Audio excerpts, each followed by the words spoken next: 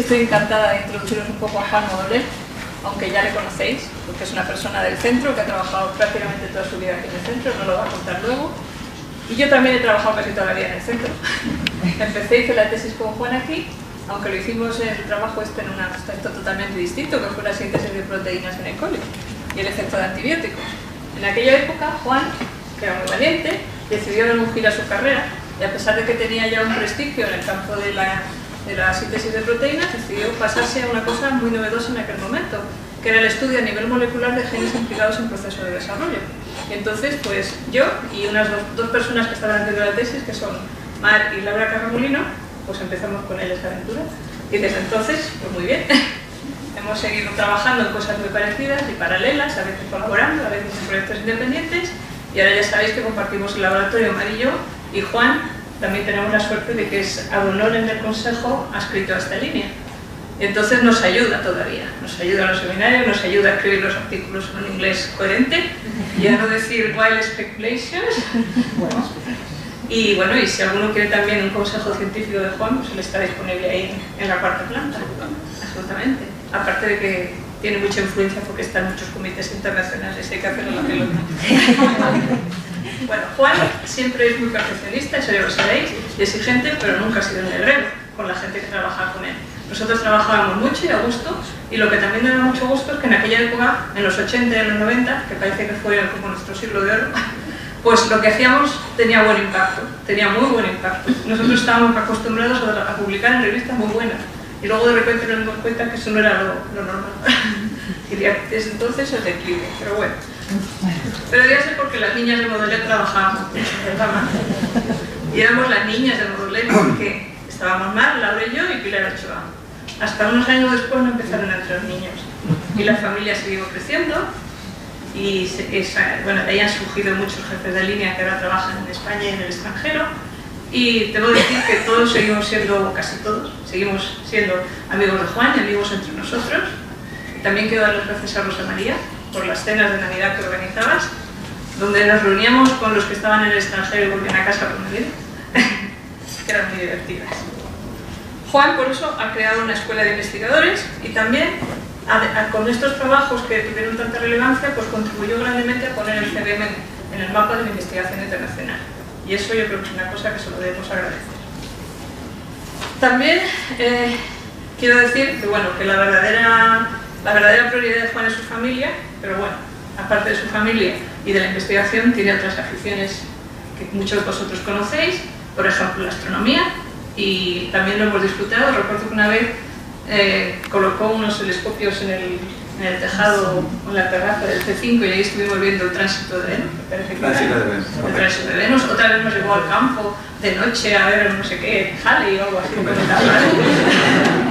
Que yo me acuerdo que cogí un taxi y le dije, me tiene que llevar a la primera gasolinera de la carretera de Barcelona, y me decía el taxista, ¿dónde? Digo, no sé, pero hemos quedado ahí. Y allí se reunió todos los coches y nos fuimos a ver, pasamos muchos fríos, a Campo Real. A Campo Real, bueno, pues nada. Otra de sus aficiones, que también si queréis un día nos vamos a seminario, son las mariposas. Y de hecho, el último artículo que has publicado ha sido sobre mariposas. El último de todo. El penúltimo. No, el penúltimo, vale. El último pequeñito. Y la fotografía, por supuesto, eso complementa las mariposas y la astronomía. Y ya os podéis imaginar la calidad que tenían que tener las imágenes para publicarlas en los papers. O sea, que casi siempre las hacía Juan, para que fueran buenas.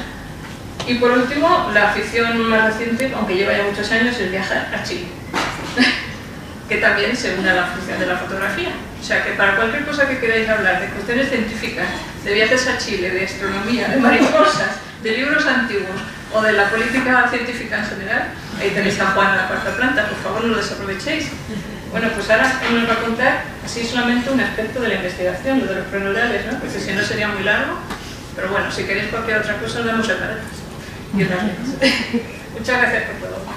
Muchas gracias, Insones. Bueno, de hecho, os voy a contar un poquito más que los genes preneurales. La idea de ese seminario, según me dijeron, era un poco daros a los que no me conocéis, dar un poco de idea de por qué estos vegetarios como yo seguimos aquí. Es decir, gente que está jubilada hace mucho tiempo y todo eso, pero que no tenemos laboratorio, que no tenemos esto, tenemos un despachito. Y bueno, pues seguimos ahí. Y bueno, ¿por qué? Bien, yo quiero empezar diciéndoos que si yo soy biólogo es porque toda la vida me han gustado sobre todo los insectos, mucho más que los animales de pelo. Quiero decirte que a los niños normalmente les gustan los perritos, los gatitos, a mí no, a mí me gustaban los insectos.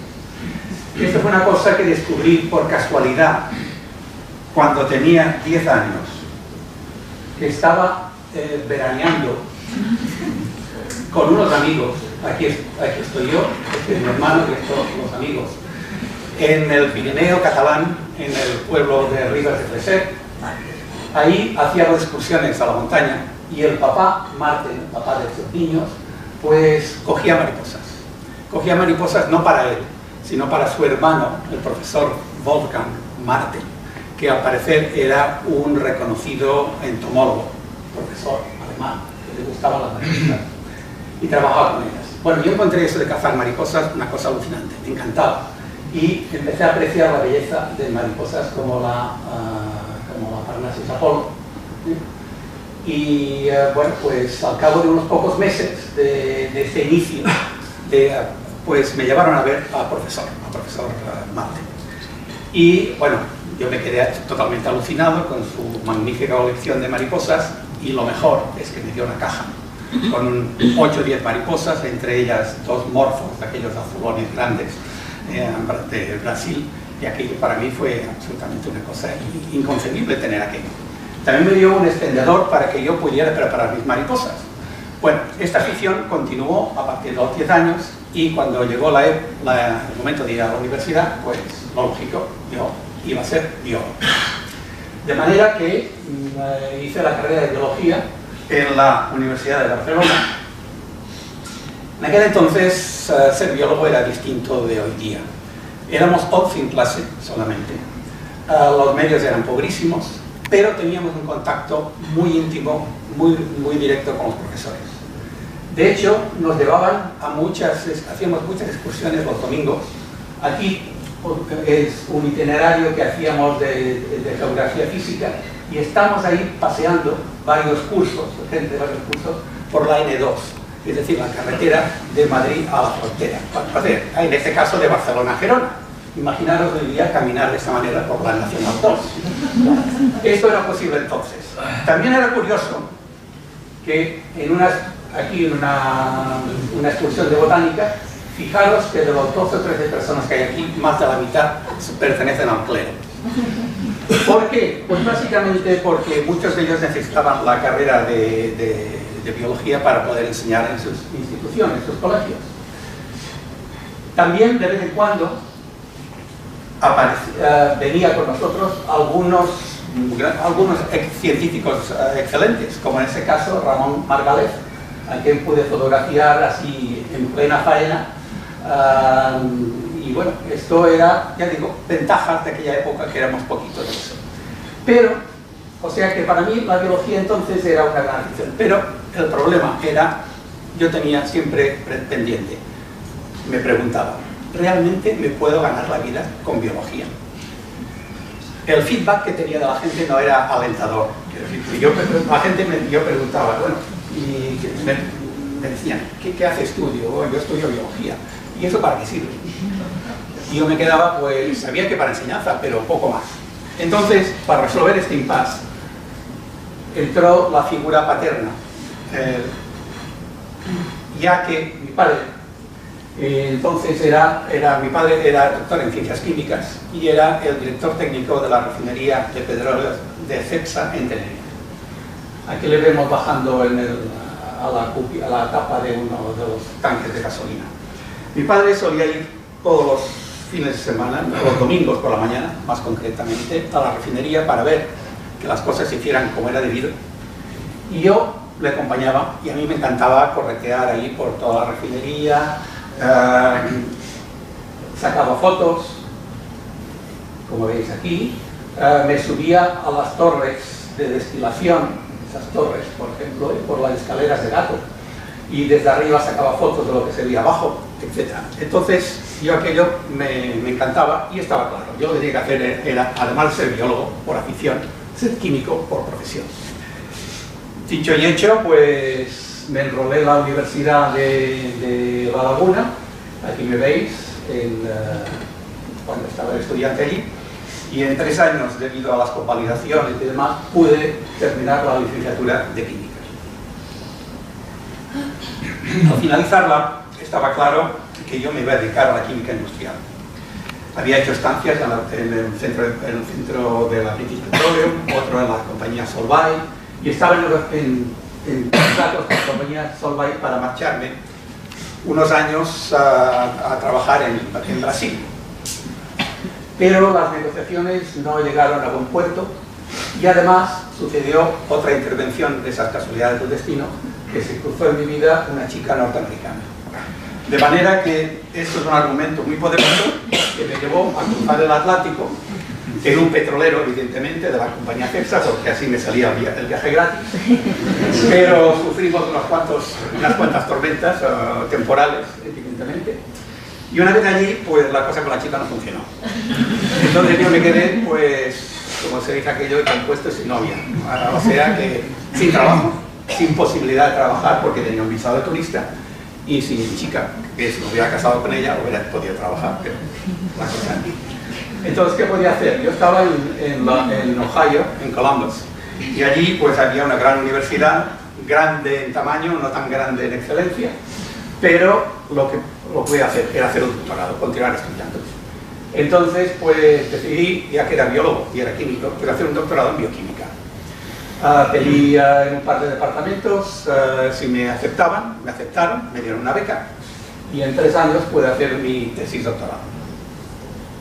Ese sitio, ya digo, no era un gran departamento, pero había algunos profesores excelentes que me enseñaron y aprendí un montón de bioquímica. Pero desgraciadamente el tópico de mi tesis no era una cosa para tirar cohetes, ni mucho menos.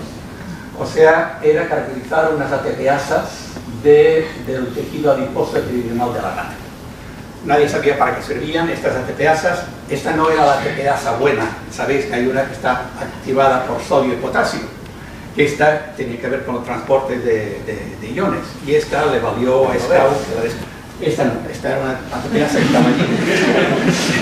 Y mira, yo no sé para qué ha servido ni he seguido esto, pero ayer, sorprendentemente, tuve la curiosidad de mirar en las citaciones y ese papel ha tenido 30 citaciones, lo cual me quedé absolutamente atónito porque pensaba que no habiendo autocitaciones, porque, como digo, inmediatamente decidí cambiar mi rumbo profesional, entonces, pues, pero así se ve que ha tenido un cierto impacto. Bueno, el caso es que decidí cambiar mi rumbo, quizá harto de degollar ratas y de esto, y quería ir además a una buena universidad. O sea que la cosa fue clara. Yo quería ir a Harvard y sin ningún papel, solamente una carta de recomendación de mi advisor, del profesor Moore, pues me entrevisté con 7 u 8 profesores. 3 de ellos me ofrecieron trabajo en el laboratorio y de estos pues escogí al que me pareció mejor, que era Bernie Davis, para los amigos. Bernie es un famoso microbiólogo. Los que estéis en esta área recordaréis el tomazo, el libro, el tratado de microbiología de Davis. Pues este hombre me acogió en su laboratorio y el tópico de mi tesis fue la inhibición de la síntesis de proteínas por la streptomicina. Los logros principales fueron por poner a punto un sistema de síntesis de proteínas con mensajeros naturales. Ese sistema me permitió, era muchísimo más activo que los sistemas dirigidos por mensajeros sintéticos como el PolyU, etc. Con ellos vimos efectos de la streptomicina que no se habían visto y pudimos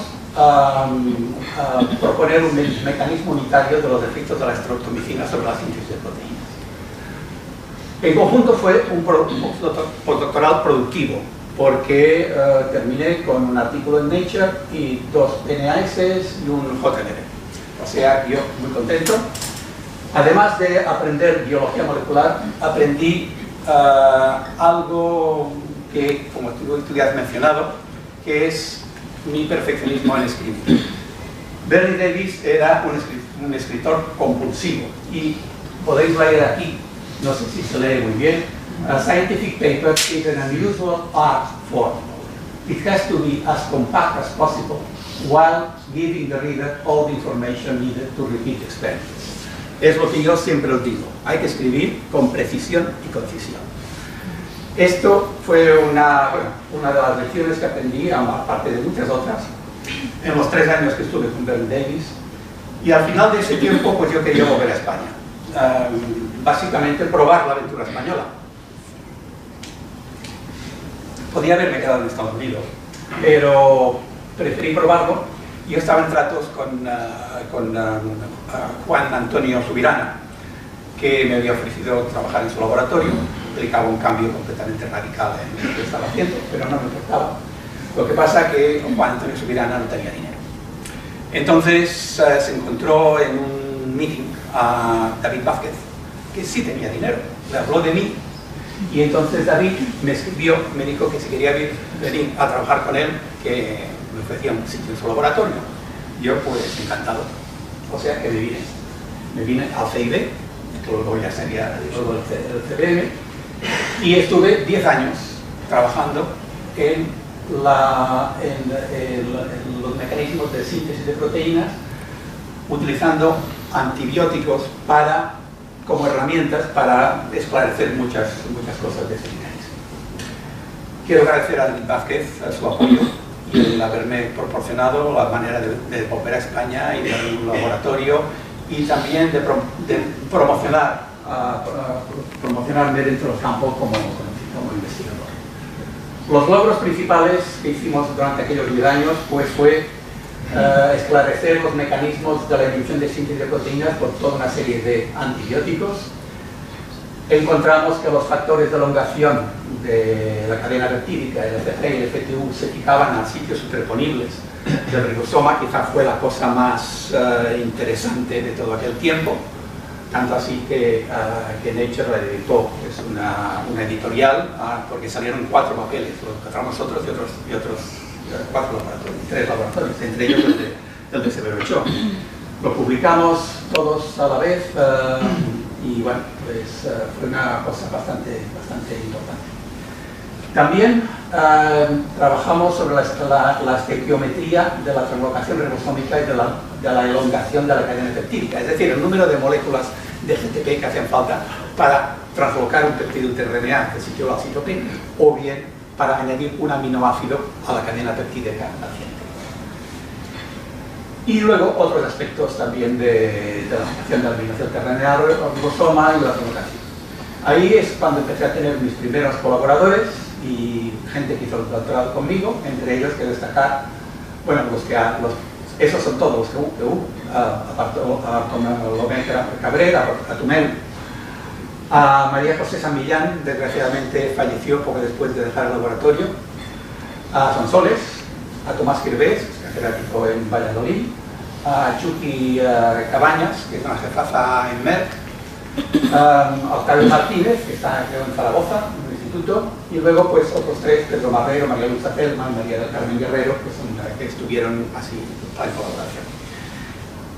Fue un periodo realmente muy productivo, o sea, publicamos, o yo, digamos, con mi nombre se publicaron 41 papers, entre ellos admito una serie de refritos, como decía David Vázquez, es decir, cosas que pones a por ceilings, cosas de ese estilo, que no son papeles originales, pero también algo en Nature, PNAS, JBC, etc. No voy a entrar en detalle, solamente cito el papel de aquella época del cual yo me siento más orgulloso, que es la estequiometría de la translocación ribosómica. El resumen del papel es muy sencillo. Una molécula de GTP introducida por peptidio tRNA translocado. Eso podría ser el resumen del papel. Esto era algo que hacía tiempo que no se había podido determinar, porque cuando juntaba ribosomas y factor FG se produce una gran cantidad de GTPasa desacoplada, con lo cual los backgrounds son muy elevados y no se podía medir la cantidad debido a la translocación del Se me ocurrió, utilizando el ácido fusilílico, una manera de reducir esta GTPasa y además pipeteando a tiempos muy cortos, o sea, tomando muestras a 5 segundos, 10 segundos, algo así, pude extrapolar unas líneas y salió clavado. Un péptido terminal translocado por GTP hidrolizado. Lo que más me encantó de ese papel es que hice todos los experimentos en una semana, lo mandé a JBC y la constatación fue: ha sido mandado a la prensa, a to the press. No cambiaron ni una coma. Es la única vez en mi vida que he tenido esa experiencia. Dudo que haya mucha gente que la haya tenido. Pero bueno, ya lo tuve por lo menos una vez. Me hizo una ilusión loca. Bueno, pues ya digo, yo podía... Bueno, también aquí quiero agradecer a Robin Monroe y a Andrea Parmigiani, que fueron fundamentales en esa etapa. Y también, no está aquí, me parece, a Juan Pedro García Ballesta, que fue el que sugirió originalmente en un seminario la superposición de los sitios del FG y CTU en la organización. Yo podía haber seguido por ahí, publicando mis 3 o 4 papers al año, dándole a la maquinita de ribosomas y tal, todo eso, pero me empezaba a aburrir. Entonces quería hacer algo más, no sé, más un reto, algo más interesante para mí, en un campo distinto, volver quizá a ser más joven. Y como no sabía qué hacer muy bien, pues fui pidiendo consejos y mucha gente en el CBM me habló de aquella persona que estaba en la 4ª planta del C10, que hacía cosas magníficas, pero que la mayor parte de gente no entendía muy bien por qué hacía. Como sabéis, me refería a Antonio García Bellido. Pues lo fui a ver a Antonio y le dije que necesitaba un proyecto para un biólogo molecular, un proyecto de desarrollo, pero para un biólogo molecular. Y Antonio me preguntó, dice: oye Juan, dice, ¿tú eres muy ambicioso o poco ambicioso? Y yo dije: muy ambicioso. Y Antonio dice: bueno, pues entonces, XSQ.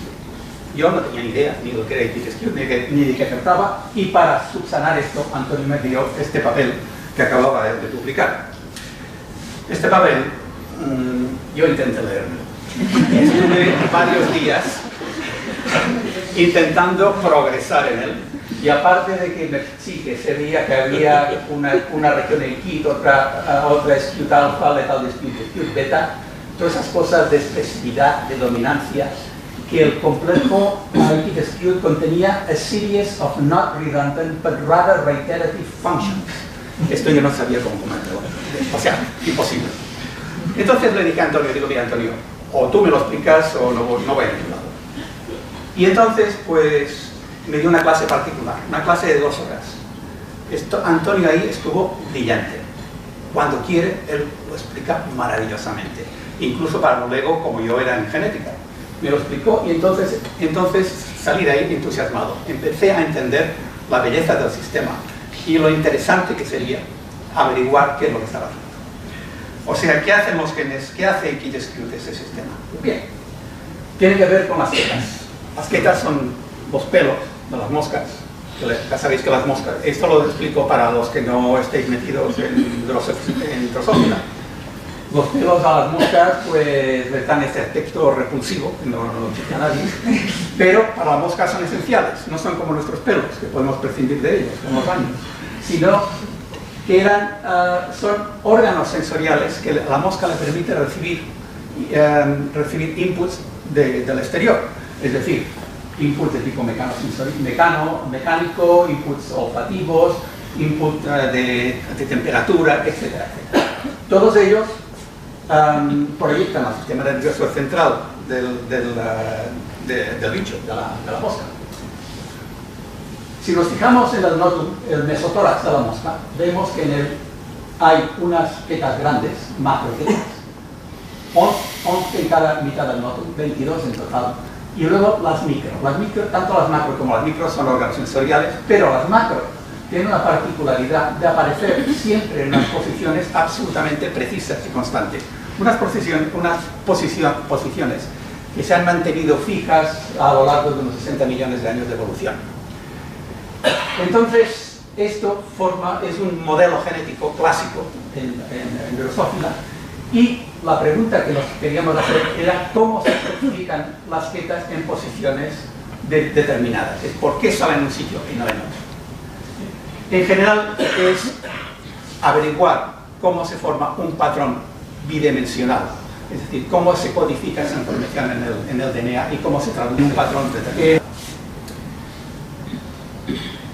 Disponíamos como herramientas de numerosas mutaciones de KitSkew.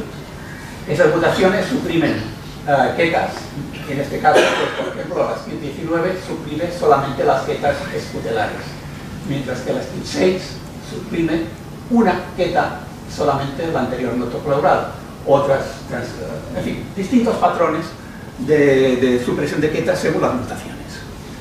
Pero los patrones de supresión de ketas eran totalmente ininteligibles. No, los genetistas hacían modelos y todo eso, pero no había manera de explicar qué es lo que estaba ocurriendo ahí. Para entenderlo, había que ir al nivel inferior subyacente, es decir, a las moléculas, al DNA. Había que clonar el complejo KitSkew.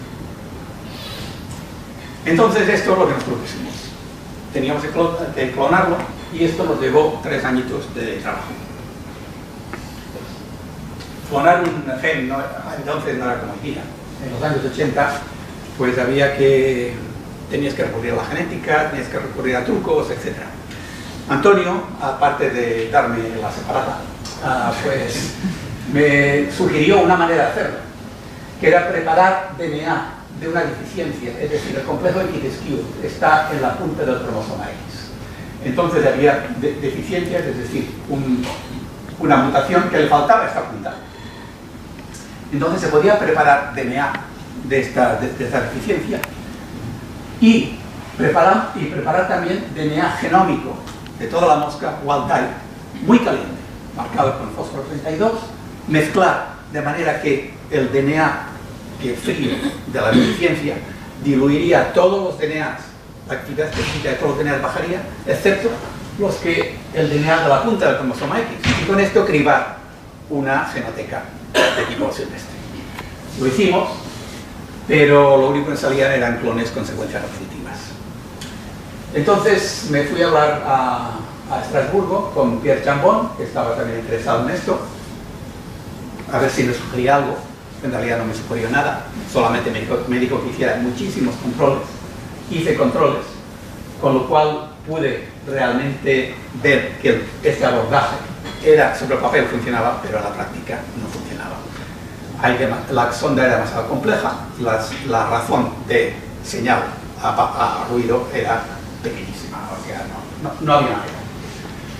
Entonces, para yo introducirme en toda la tecnología de DNA recombinante, nos fuimos un año de sabático al laboratorio de Matt Meselson, y Matt Meselson me dijo que él tenía una manera de hacerlo, porque tenía un clon que hibridaba muy cerca de este sitio y podía hacer un paseo cromosómico hasta llegar a KitSkew. Además, él había preparado personalmente una genoteca de cósmidos buenísima, según decía, y que hiciera un paseo cromosómico. Bueno, lo hice. Cloné como 100 kilobases de DNA, me encontré con un montón de secuencias repetitivas y después me di cuenta que la genoteca no era tan buena como Matt pretendía, porque había bastantes clones recombinantes. O sea que había pasado ya la mitad de mi sabático y yo con las manos vacías. Pero, afortunadamente, en el laboratorio, como postdoctoral, estaba Víctor Corces. Víctor Corces me ayudó mucho a cómo había que hacer los geles, cómo había que hacer los blogs, cómo había que hacer este tipo de cosas. Y además, como Víctor se entera de todo y se las sabe todas, pues se había enterado de que Wellcome Bender, que estaba al otro lado del río, Matt Meselson estaba en Cambridge, Wellcome Bender en la Medical School en Harvard también, había encontrado un transposón, al que había denominado Gypsy, a una serie de mutaciones del complejo Barthorax, que Wellcome Bender fue la persona que clonó el DNA del complejo Barthorax. Y que estas mutaciones eran todas supresibles por el supresor de HUI, un supresor genético. Había un mutante en Skew que también es supresible por el mismo supresor, eso se sabía. Y entonces Matt pensaba que todas las mutaciones debían estar asociadas a ese transposón Gypsy, y esto sería la manera de tirar de Skew. y me dijo que fuera a hablar con Wellcome. En efecto, fui a hablar con Wellcome y Wellcome me dio un DNA de Gypsy, hice hibridaciones in situ y vi que en efecto en el SQ1 pues había hibridación al punta del cromosoma X, donde sabíamos que estaba el complejo X. Entonces preparamos una de estirpe SQ1 y CAT6, que también era supresible y todo eso para ver de clonar ambos genes de un tiro. Obtuvimos, y después de cribar esta fenoteca con Gypsy, obtuvimos fagos recombinantes que tenían pues, Gypsy junto con fragmentos de XSQ. Esto me proporcionó la entrada en el complejo. Y ya después, de vuelta aquí en España, pues fuimos clonando todo mediante el paseo cromosómico, como unas 100 y pico kilobases de DNA. Evidentemente estoy muy agradecido tanto a Víctor como a Wellcome por esta ayuda que nos hizo posible pues nuestro sueño, es decir, tener el DNA del complejo XSQ. Al mismo tiempo que íbamos clonando, íbamos buscando transcritos. En aquella época, esos grandes genes complejos de Drosophila, como complejo Baithorax, como Antenapedia, como XSQ, etc., no teníamos ni idea de que si se transcribían, si no se transcribían, qué transcritos producían. Ya sabéis que en el complejo Baithorax hay unos transcritos inmensos de 80-90 kilobases. Aquí tampoco teníamos ni idea, y bueno, íbamos buscando, y este fue el primer transcrito que apareció en Norden. Y me acuerdo que, bueno, revelé yo mismo ese Norden, y abajo en la cámara oscura, antes de que estuviera fijado, solamente pasado por agua, para que en un momento a la luz para ver si había señal. Había señal. Fija, fantástico. Bueno, este transcrito no resulta no tiene nada que ver con la función de XSQ, pero bueno, fue el primero. Luego encontramos el transcrito, digamos, T3, conocemos T4SQ, T4SQ, T5SQ, T6 Yellow, el otro gen al lado, en fin, T1A, Ascent, etc. Todos procedentes de unidades de transcripción pequeñas. No era como el complejo Baithorax, que era muy grande, porque eran muy chiquitos y compactos, prácticamente sin intrones la mayoría. Todo esto, pues, también a lo largo de todo ese tiempo, después de 4 años, fuimos mapeando toda una serie, todas estas mutaciones, para saber que el DNA que realmente estábamos clonando tenía que ver con el complejo XSQ. Si el DNA era perturbado por una perturbación y después de esto tenía un fenotipo de ketas, algo así, significaba que seguíamos dentro del complejo. El complejo pues tenía como unas 90 kilobases de DNA y curiosamente vimos que la mayor parte de las mutaciones mapeaban todas ellas a la derecha, o sea, downstream del gen T4. Luego supimos que era el gen SQ.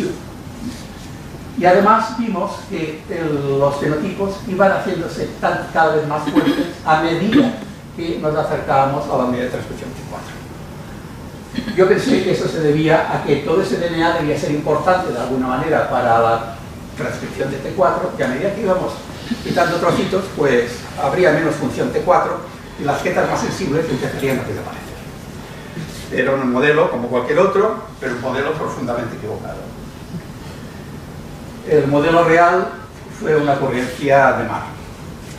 Mar en aquel entonces pues había terminado su tesis, había recibido una caja con 70 tubos que tenían 70 deleciones terminales de cromosoma X, y con su alegría y tensones característicos se puso a mapear las 70 deleciones y a ver los fenotipos de cada una de ellas. Esto evidentemente fue un trabajazo, y un trabajo aburrido, y dio a Mar tiempo para pensar. Y se le ocurrió que aquello que decía no tenía sentido, que lo que debía ocurrir era que a lo largo de toda esta cantidad de DNA 3' de T4 debía haber enhancers específicos para cada keta, de manera que esos enhancers activarían el XSQ en el territorio donde estaba la keta. creo que lo que dio a mal esta idea fue la delección SCUT6. Veis aquí que plaquetas escutelares, todas las mutaciones la quitan, excepto pues la SCUT6. ¿Qué tiene en particular SCUT6? Pues que es una delección, no es un punto de ruptura, no corta el DNA o pone un transposor, sino que quita un trozo y deja que un putativo enhancer de las escutelares pues pueda actuar sobre SCUT. Como vimos posteriormente, Mark tenía razón, y entonces, pero volveré a este punto un poquito más adelante con la historia de los enhancers. Por aquel entonces también hubo otras personas, otros laboratorios que hicieron aportaciones importantes para entender qué es lo que estaba haciendo el Kitescute. Unos de ellos fueron José Antonio Campos Ortega y Fernando Jiménez González Mondeo. Muchos de vosotros los conocisteis, dos grandes científicos, desgraciadamente los dos tempranamente fallecidos. José y Fernando encontraron que las delecciones del complejo de Kitescute, cuando miraban su efecto en el sistema nervioso embrionario, veían que a medida que quitaban funciones de SCUT y EQI, pues cada vez había destrozos más importantes en el sistema nervioso central. Es decir, el complejo de Kitescute era necesario para que se formara correctamente el sistema nervioso. Entonces, evidentemente, la idea era, se expresan esos genes en el sistema nervioso del embrión de Drosophila. Y sí, en efecto, se expresan. No voy a entrar en ningún detalle en esto. Fue un trabajazo que hicieron Sonsoles y Susana Romani. Y entonces, pues, el hecho, resumiendo toda esta historia, era que el complejo de Kitescute se expresaba en las regiones neurogénicas del embrión de Drosophila antes y durante la aparición de los neuroblastos. Nosotros publicamos esto en JMB y Carlos Cabrera, Alfonso Martínez Arias y Michael Bates lo hicieron en Cell con unas in situ mucho más bonitas que las nuestras. Pero para esto eran mucho más profesionales, sobre todo Alfonso y Michael Bates, en hacer este tipo de trabajos. Quizás el estudio más fino que se hizo de ese estilo lo llevaron a cabo un poco después Lola Martín Bermudo y Fernando Jiménez, donde ya miraron neuroblastos individuales y vieron que, por ejemplo, el gen letal SCUT se expresaba en neuroblastos específicos y que cuando se quitaba, pues había neuroblastos desapareciendo. O sea, estaba clarísimo, que quite neurogénica, hacía falta para hacer sistema nervioso. Otro desarrollo importante del momento fue la secuenciación de los transcritos del complejo de Kitescute, cosa que hicimos parte de los aquí, lo hizo Carlos Cabrera en Cambridge, y bueno, y luego Murray pues descubrió la estructura de esto que eran proteínas de tipo BHLH, región básica, hélice, loop, asa, hélice. Es decir, eran unos factores de transcripción, activadores transcripcionales que formaban dímeros, heterodímeros, en ese caso el Drosophila con Dotterless, y que se fijaban al DNA y activaban la transcripción. Esto ya nos dijo que, o sea, el modelo fue que las proteínas del complejo Kitescute pues esto, confieren a las células la capacidad de devenir precursores neurales, activando un programa de diferenciación neural, programa de 10 es conocido. Y por esto las llamamos proteínas proneurales, porque actuaban dándoles a las células el empujón para ser nerviosas. Esto hizo que este descubrimiento de los genes proneurales en Drosophila permitió a otros laboratorios ver que había homólogos en todos los animales y que la función esa proneural era una cosa ubicua. Pero volvamos a las citas. Yo no sé si aquí hay gente que no conoce lo que es el disco imaginal de Ala. Todo el mundo lo sabe. Si hay alguien que no lo sabe, que levante la mano, si no paso a la siguiente diapositiva. Todo el mundo lo sabe, o sea, me ahorro la explicación y ahorramos. El caso es que Susana Romani y Sonsoles empezaron pues, a mirar cómo se expresaban esos KIT, SKUT, etc., en los discos imaginales, especialmente en los discos de imagen de ADA. En algunos casos estos se hacían secciones de larvas, porque todavía no se habían desarrollado los sistemas de hacerlo ya en whole mounts, no sé cómo se dice en castellano, de manera que se hacían secciones de toda una larva, estas se tiraban con una sonda radioactiva, se ponía película encima, se regalaba y entonces tenías imágenes de ese estilo. Bueno, pues si tenías todas las series, una serie completa, podías reconstruir el patrón de la expresión en un disco de ADA. Esto lo hice en colaboración con Eduardo Macaño, de hecho lo hicimos en su laboratorio en Nueva York, y entonces pudimos ver que sí, que esos genes se expresaban en grupos de células, lo que llamamos los grupos proneurales. Muy poco tiempo después, Jim Steve y Sean Carroll desarrollaron anticuerpos contra el KIT y SKUT. Les llevó bastante trabajo porque eran proteínas poco antigénicas, pero finalmente lo consiguieron y esto ya nos permitió pues, ver esos grupos neurales con muchísima más resolución. Y ver también que dentro de esos grupos había una célula que están por aquí, lo que pasa es que esta resolución es muy mala, lo siento, que acumulaban mucho más proteína neural, mucho más de KIT y mucho más de SKUT. Estas proteínas luego vimos que eran las células madre del órgano sensorial. Cada órgano sensorial en Drosophila pues viene de una célula que sufre unas divisiones estereotipadas y finalmente da lugar a los componentes del órgano sensorial. Cómo aparecen estos órganos sensoriales, o sea, estas células madres del órgano sensorial. Y entonces lo que quedó claro de todos esos experimentos que la posición de las ketas está prefigurada en el disco de ADA en los patrones de grupos proneurales y en la disposición de las células madres del órgano sensorial. Entonces nos teníamos que preocupar por qué las células madre del órgano sensorial salían donde salían y no salían en otra parte.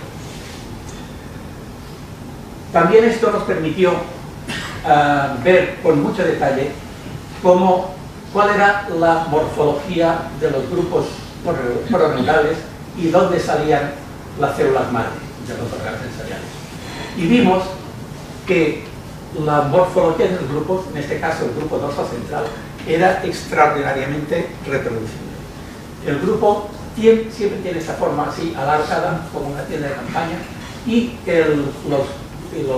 las células madre siempre salen en las mismas posiciones. La anterior, aquí, en este lado, en el borde del grupo, la posterior, un poquito más atrás, en esta zona. Entonces, la pregunta era, ¿cómo se conseguía esta precisión posicional tan grande? Quiero decir que todavía no lo apareció con mucho detalle, pero sí pudimos empezar a visualizar algunos de las cosas que intervienen. Isabel Rodríguez, Chabela y Mar, sí, las dos, hicieron unos experimentos en los cuales quitaron el complejo KIT-SKUT endógeno de unas moscas unas mutantes, y esas moscas, pues como veis, no tienen ni un solo pelo, no tienen, faltan los genes proneurales. Entonces, pues ellos lo que hicieron es dar unas pequeñas dosis de producto SKUT con un transgen que tenía el promotor de Hitchcock ligado al gen SKUT. Eso se daba un Hitchcock, se dejaba 2 horas, otro Hitchcock, así. Durante 8 o 9 horas, en momento crítico, las moscas tenían un poco de iris. El resultado, totalmente inesperado, era que a pesar de que teníamos una distribución generalizada de KIT-SKUT por todos sitios, salían unas pocas ketas, pero esas que salían en posiciones correctas. Es decir, que el epitelio, de alguna manera, estaba ya regionalizado, era heterogéneo en cuanto a su respuesta a la acción neuralizante SKUT. Es decir, había sitios que respondían preferentemente a otros. Es decir, había agentes que marcaban estos sitios. ¿Qué agentes podían ser? Bueno, pues uno de ellos era el gen MC. El gen MC se descubrió en el laboratorio de Antonio y lo caracterizaron genéticamente y vieron pues, que era un gen que cuando faltaba su función, pues aparecían quedas extra, y cuando había una sobrefunción del mismo, desaparecía. Joan Garrey, en mi laboratorio, clonó MC y vio que también producía un factor HLH, pero un factor al cual le faltaba la región básica. No tenía esta región, sino que esto era reemplazado por una región neutra. El modelo, que luego se comprobó en otros laboratorios, era que MC se podría también interaccionar con SKU y pues estos heterodímeros no podrían interaccionar con el DNA porque le faltaba pues, una de las patas para fijarse en él.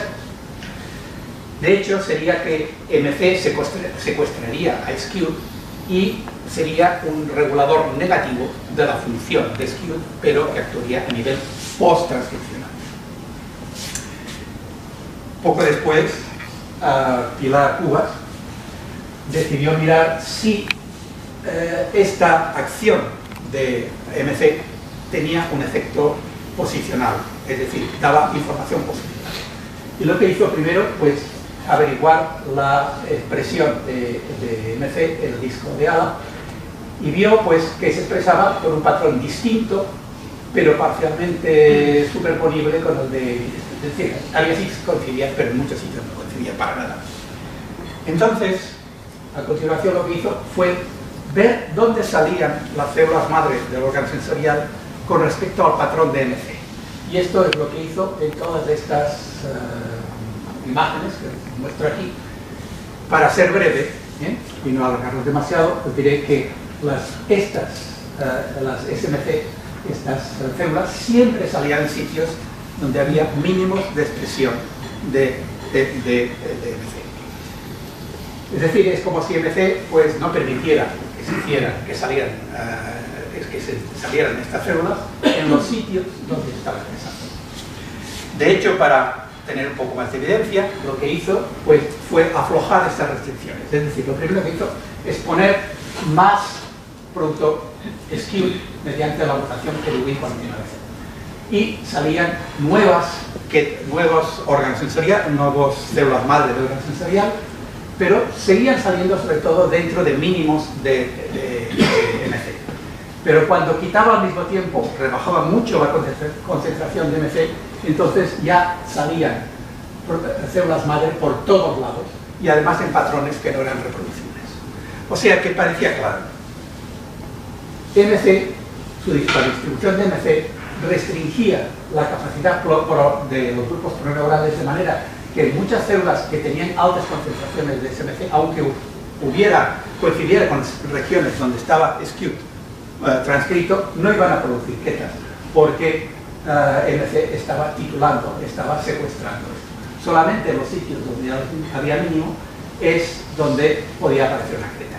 De hecho, de esta manera, la combinación de esas dos distribuciones pues podía aumentar la precisión, y también aumentaba la precisión de dónde aparecía.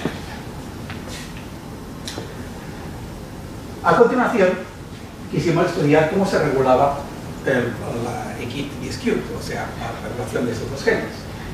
Y esto lo primero que hicimos fue abordar el problema de la coexpresión.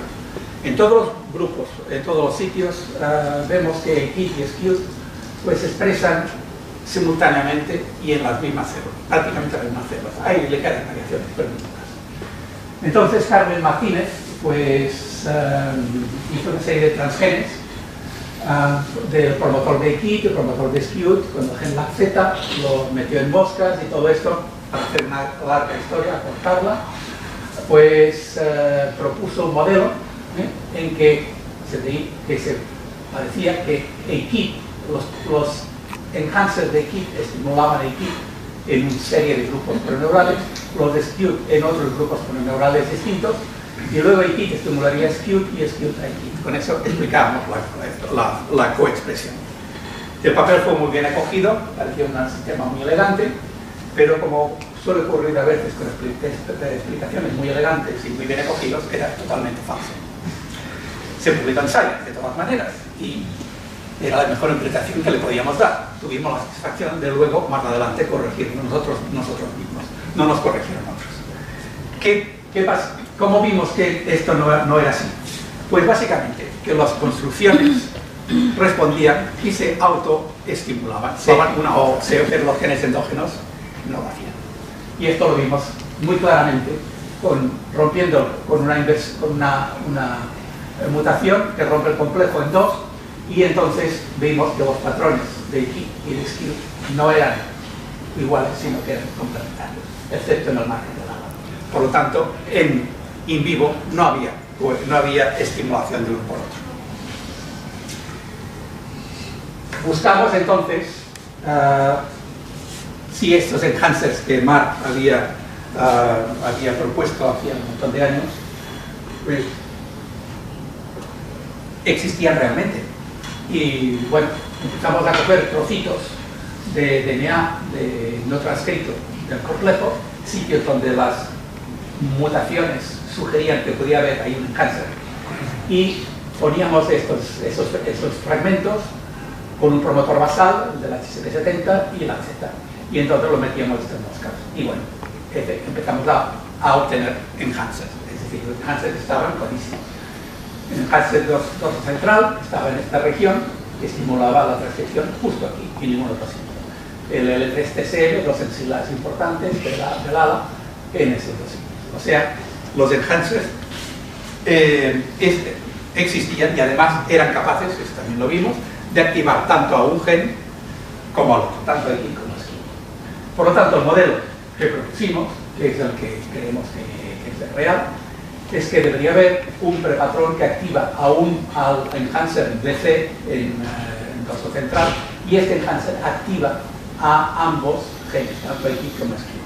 Otro prepatrón distinto permitiría la expresión de este enhancer y debería también los dos genes. Es decir, el complejo IKIT-SKU sería como un integrador de inputs que iba recibiendo y iría estimulando esos genes.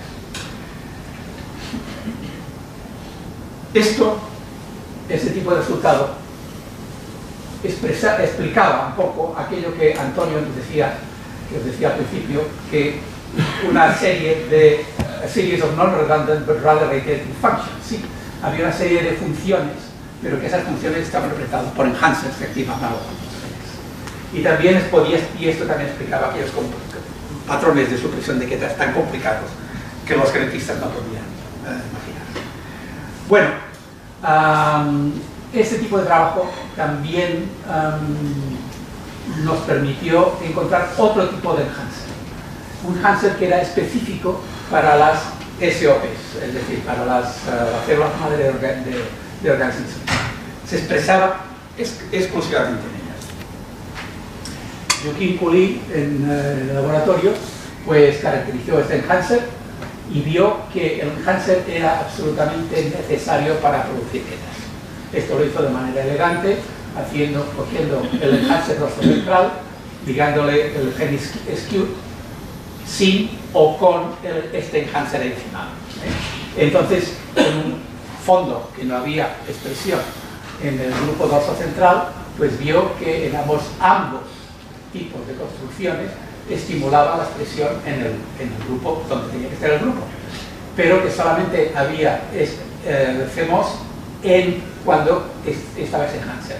Y esto lo acabó de hacer de manera más rigurosa, pues haciendo clones que quitaban completamente el DNA endógeno, el DNA de IKIT endógeno, y con esta construcción no se producían ketas, pero con esta construcción sí se producían ketas marcadas, es decir, que esta permitía producir una keta, y lo cual nos indicaba que este enhancer era absolutamente necesario para la producción de las También secuenció el enhancer y vio que había cajas E, que son las cajas que permiten a las proteínas VHLH interaccionar con el DNA. Y es decir, que el modelo, voy a pasar de largo esto porque si no me voy a leer demasiado, era que teníamos esos dos tipos de enhancer controlando a Equidestru. Uno, los enhancers de grupo neural que estimulaban el grupo neural.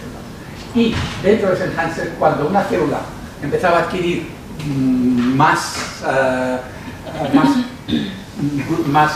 proteína proneural, ponía en marcha el segundo tipo de enhancer, el enhancer de CMOS, específico, y entonces esta célula acumulaba muchísimo más producto proneural y se determinaba en qué tal. Luego esta inhibía a las demás, pero esto también es otra historia, que tampoco voy a entrar en ella. Finalmente os quería hablar un momento del prepatrón. He citado varias veces que esos enhancers responderían a un prepatrón. Prepatrón que ya propuso Stern en 1954, diciendo que en los epitelios había ahí una información que de alguna manera se leía, las tetas leían y que por ello se colocaban en los sitios, pero no se tenía ni idea de en qué consistía este prepatrón. Alain Guisserme y Christine Danville-Chaurier lo llevaron a forma de combinatoria de factores de transcripción. La idea es muy sencilla. Si tenéis, por ejemplo, dos factores de transcripción con unas distribuciones amplias y solamente coinciden en un sitio, si tenemos un enhancer que requiere a ambos, solamente se activará en los sitios donde ambos están presentes, es decir, aquí. Y el complejo de Equidestru de estos enhancers pues, necesitarían la concurrencia de varios factores para poder activarse. Es decir, es lo que digo, que he dicho antes, que el complejo Equidestru sería un integrador de esta información subyacente en el disco, que está formada por distribución de muchos factores y los integra de manera que solamente en sitios donde hay una combinatoria adecuada pues se activa. ¿Qué componentes conocemos de este factor, de este patrón combinatorial? Pues de hecho el más claro es el factor Panier, un factor de transcripción GATA, que se descubrió en el laboratorio de Pat Simpson, y María Jesús García García en el laboratorio lo caracterizó como agente, como parte del prepatrón, y solamente para que lo veáis es muy sencillo. Ahí tenemos el grupo dorso central, la expresión de Panier, el grupo está dentro de la expresión. Cuando se quita Panier desaparece la expresión. Cuando se expande más hacia arriba del disco se expande también el grupo proneural. Además el enhancer tiene 7 cajas GATA, sitios de fijación de la proteína, que todos ellos fue mutando a María Jesús, y entonces finalmente vio que cuando se mutaba a todos ellos desaparecía la activación del enhancer. Philippe Ramen en el laboratorio de Pat Simpson hizo ensayos de fijación y también vio que estas cajas GATA del enhancer eran necesarias para que la proteína Panier se pegase a este DNA, y que además en los ensayos de transcripción también se estimulaba la transcripción cuando las cajas GATA estaban intactas, pero no cuando se mutaban. Con esto quedó clarísimo que Panier era uno de los factores que dirigía la acción de Equidestru de forma directa y que permitía a la proteína, al enhancer dorso central ser activado en esta región del disco. Más abajo no se activaba porque hay un regulador negativo de Panier, que es U-shape, que U-shape se expresa dentro de ese dominio pero no llega al bicho. Entonces se expresaba el enhancer dorso central solamente de la región que está entre el borde de expresión de Panier y el borde de expresión de Boucher. Con esto se queda delimitado la expresión del Enhancer a esta zona. Luego, cómo se delimita anterior y posteriormente, parece que tiene que ver la DPP y otros esto, pero esta parte no se ha trabajado con tanta intensidad. Finalmente, solamente que deciros también que Taylor, que ha sido caracterizado en parte en el laboratorio por Joaquín de Pascuez, es otro miembro del prepatrón, pero que también es necesario para activar el Hatcher central, pero que en otros grupos paranormales tiene un efecto contrario, es un regulador negativo, y además también puede ser un regulador post-transcripcional. O sea, toda esa historia de esos reguladores y cómo encajan, hay mucho que ver, mucho que hacer, pero bueno, ya lo hará alguien en el futuro si tiene interés.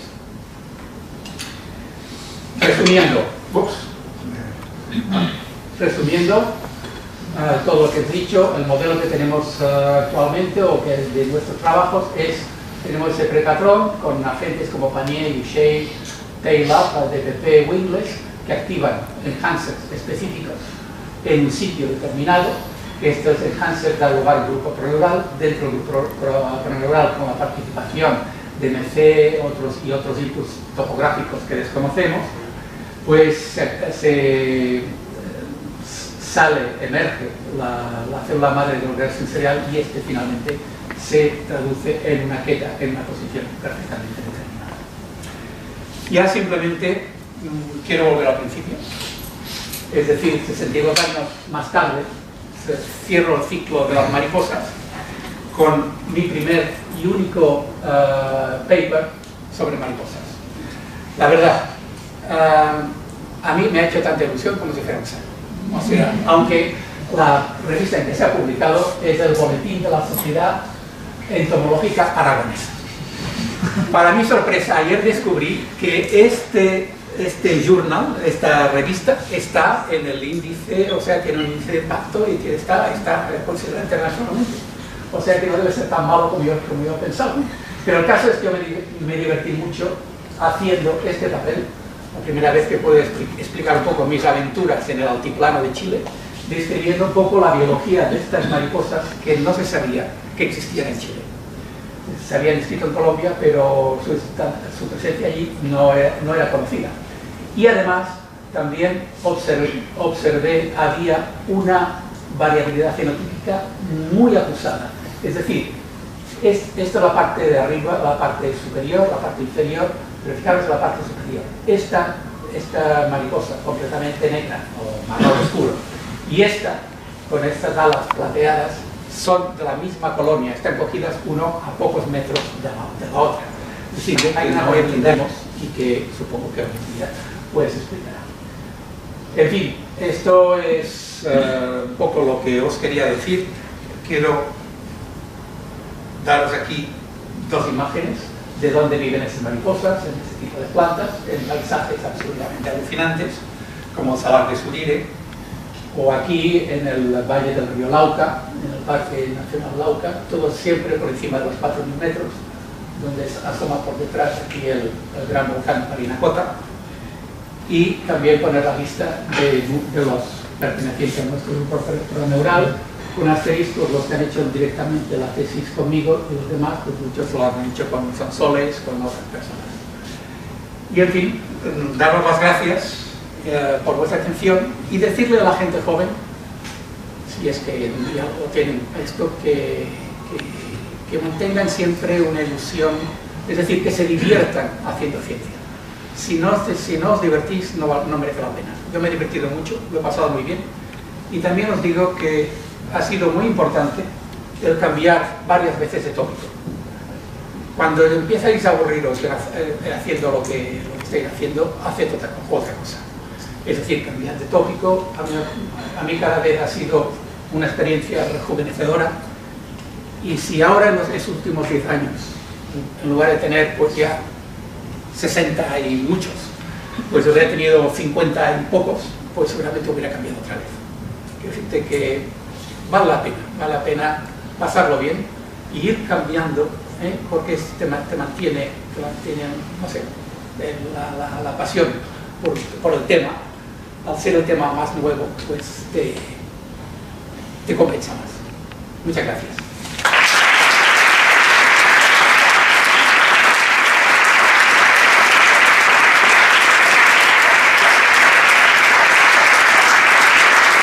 El último artículo que has publicado ha sido sobre mariposas. El penúltimo. No, el penúltimo, vale. El último pequeñito. Y la fotografía, por supuesto, eso complementa las mariposas y la astronomía. Y ya os podéis imaginar la calidad que tenían que tener las imágenes para publicarlas en los papers. O sea, que casi siempre las hacía Juan, para que fueran buenas. Y por último, la afición más reciente, aunque lleva ya muchos años, es viajar a Chile. Que también se une a la afición de la fotografía. O sea, que para cualquier cosa que queráis hablar, de cuestiones científicas, de viajes a Chile, de astronomía, de mariposas, de libros antiguos o de la política científica en general, ahí tenéis a Juan en la cuarta planta, por favor no lo desaprovechéis. Bueno, pues ahora nos va a contar así solamente un aspecto de la investigación, lo de los preneurales, ¿no? Porque si no sería muy largo, pero bueno, si queréis cualquier otra cosa, os damos el para y otras veces. Muchas gracias por todo. Muchas gracias, Insoles. Bueno, de hecho, os voy a contar un poquito más que los centros preneurales. La idea de ese seminario, según me dijeron, era un poco daros a los que no me conocéis, daros un poco de idea de por qué estos vegetarios como yo seguimos aquí. Es decir, gente que está jubilada hace mucho tiempo y todo eso, pero que no tenemos laboratorio, que no tenemos esto. Donde nos reuníamos con los que estaban en el extranjero y volvían a casa por medio, que eran muy divertidas. Juan, por eso, ha creado una escuela de investigadores y también, con estos trabajos que tuvieron tanta relevancia, pues contribuyó grandemente a poner el CBM en el mapa de la investigación internacional. Y eso yo creo que es una cosa que se lo debemos agradecer. También quiero decir que, bueno, que la verdadera prioridad de Juan es su familia, pero bueno, aparte de su familia y de la investigación, tiene otras aficiones que muchos de vosotros conocéis, por ejemplo, la astronomía, y también lo hemos disfrutado. Recuerdo que una vez colocó unos telescopios en el tejado, en la terraza del C5, y ahí estuvimos viendo el tránsito de Venus. El tránsito de Venus. Otra vez nos llevó al campo de noche a ver no sé qué, Halley o algo así. Que yo me acuerdo que cogí un taxi y le dije, me tiene que llevar a la primera gasolinera de la carretera de Barcelona. Y me decía el taxista, ¿dónde? Digo, no sé, pero hemos quedado ahí.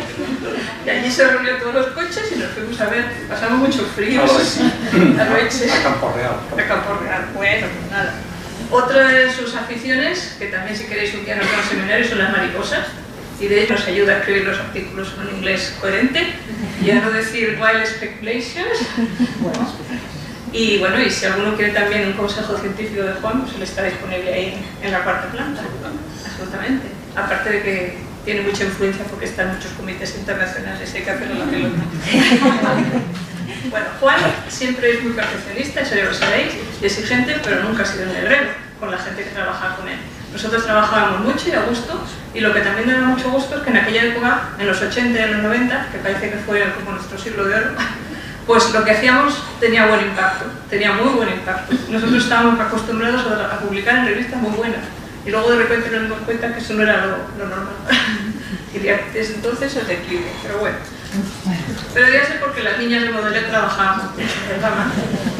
Y éramos las niñas de Baudelaire porque estábamos Mar, Laura y yo y Pilar Ochoa. Hasta unos años después no empezaron a entrar niños. Y la familia siguió creciendo y bueno, de ahí han surgido muchos jefes de línea que ahora trabajan en España y en el extranjero. Y debo decir que todos seguimos siendo, casi todos, seguimos siendo amigos de Juan y amigos entre nosotros. También quiero dar las gracias a Rosa María por las cenas de Navidad que organizabas.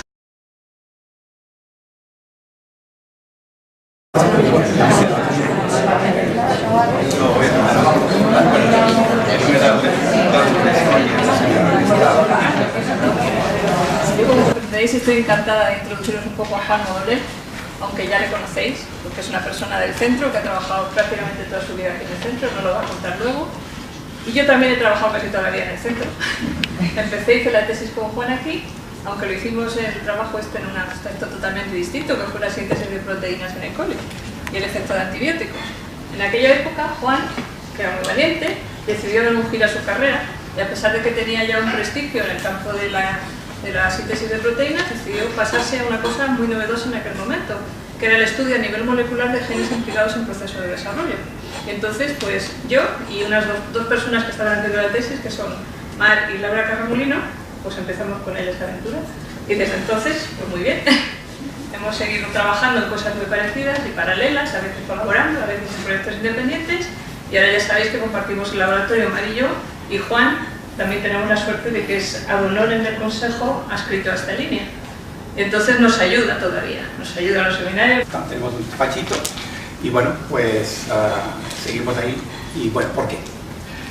Bien, yo quiero empezar diciéndoos que si yo soy biólogo es porque toda la vida me han gustado sobre todo los insectos, mucho más que los animales de pelo. Quiero decirte que a los niños normalmente les gustan los perritos, los gatitos, a mí no, a mí me gustaban los insectos. Y esto fue una cosa que descubrí por casualidad cuando tenía 10 años, que estaba veraneando con unos amigos, aquí estoy yo, este es mi hermano y estos los amigos, en el Pirineo catalán, en el pueblo de Ribes de Freser. Ahí hacíamos excursiones a la montaña y el papá, Marten, el papá de estos niños, pues cogía mariposas. Cogía mariposas no para él, sino para su hermano, el profesor Wolfgang Marten, que al parecer era un reconocido entomólogo, profesor alemán, que le gustaban las mariposas y trabajaba con ellas. Bueno, yo encontré eso de cazar mariposas una cosa alucinante, me encantaba. Y empecé a apreciar la belleza de mariposas como la Parnassus Apollo. Y bueno, pues al cabo de unos pocos meses